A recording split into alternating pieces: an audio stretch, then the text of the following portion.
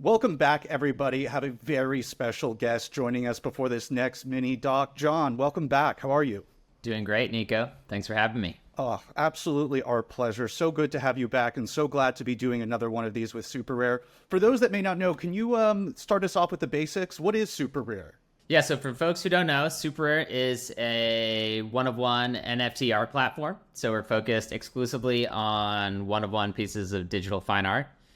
We launched in 2018, and over the past 5 years have done just over $300 million in volume. Wow, wow.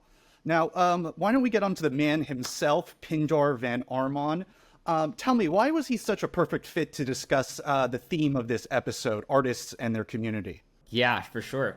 I mean, Pindar is really interesting in that, I think his art kind of embodies a style of work that the traditional kind of art establishment really didn't know how to approach. For one, he makes a lot of digitally native work, and then two, he also works quite a lot with AI. So, for us, when we started SuperRare, we really wanted to empower artists who created digitally native work, and somebody like Pindar was really, a perfect person who could leverage the technology.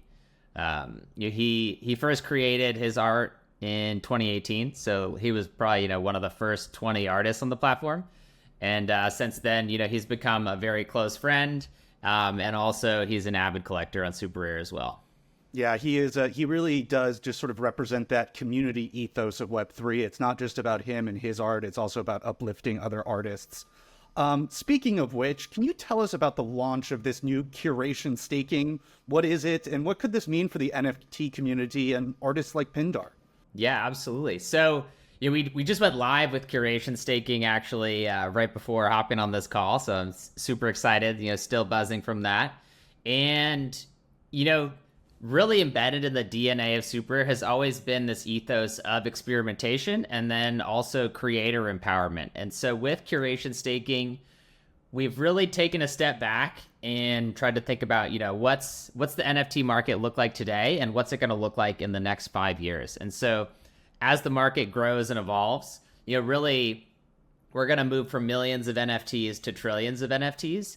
And we say Curation Staking as a way to embed curation data on chain so it can really work across platform. And so I think that's one of the things I'm most excited about. The fact is that this data is actually embedded on chain. And so as people go along creating, these curated lists of artists, other platforms can also use this data. So if you think about, how when you log into OpenSea, NFTs you bought from all over the ecosystem show up right there in your wallet.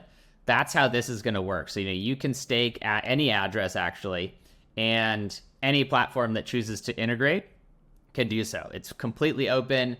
It's completely permissionless. And we really see this as an open curation protocol and public good for the entire ecosystem. Absolutely. Now, lastly, before we get to our feature presentation, where do you think the Rare protocol could go in the future, and what does that mean for artists?